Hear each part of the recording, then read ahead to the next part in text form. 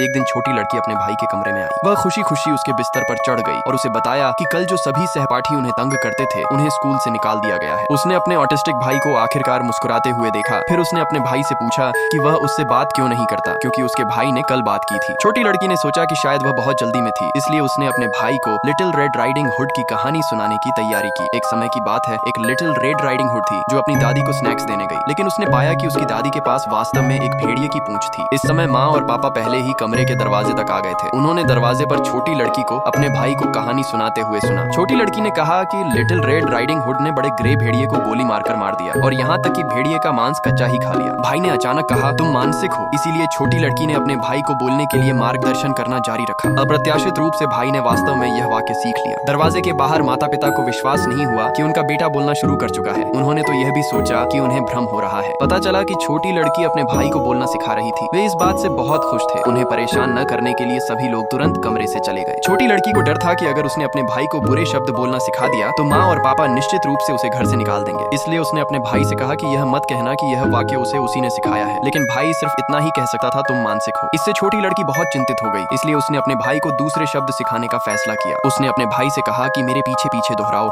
मैं तुम्हें याद करूंगी। लेकिन भाई फिर भी सिर्फ वही वाक्य कह सकता था। इसलिए उसने अपने भाई को पियानो बजाने के लिए ले जाने का फैसला किया, लेकिन भाई ने अचानक जोरदार विरोध दिखाया। छोटी लड़की ने तुरंत कहा कि वे पियानो बजाने नहीं जाएंगे। तभी भाई का मूड बदला। छोटी लड़की को इन सभी वर्षों में अपने भाई के दर्द पर बहुत अफसोस हुआ। आखिरकार उसने फैसला किया कि वह अपने भाई को कमरे में अच्छी तरह आराम करने देगी। निकलने से ठीक पहले भाई ने धीरे से फुसफुसाकर उसे कहा, मत जाओ। लेकिन छोटी लड़की ने यह नहीं सुना और नीचे चली गई। उसने बेबसी से माँ और पापा से पूछा कि उसके भाई के ऑटिज्म को कैसे ठीक किया जाए और उन्हें बताया कि अभी अभी क्या हुआ था। लेकिन माँ ने उसे दोष नहीं दिया और कहा कि छोटी लड़की के आने के बाद से उसका भाई काफी बेहतर हो गया है, लेकिन उसे पूरी तरह ठीक करना बहुत मुश्किल होगा। पापा ने कहा कि उसका भाई पहले बहुत खुश मिजाज था, लेकिन किसी तरह वह अचानक रुक गया। छोटी लड़की को अचानक ऑटिज्म हो गया। उसके बाद से छोटी लड़की ने यह पता लगाने का फैसला किया कि उसका भाई बीमार क्यों हुआ, ताकि वह हर समय अपने भाई से बात कर सके।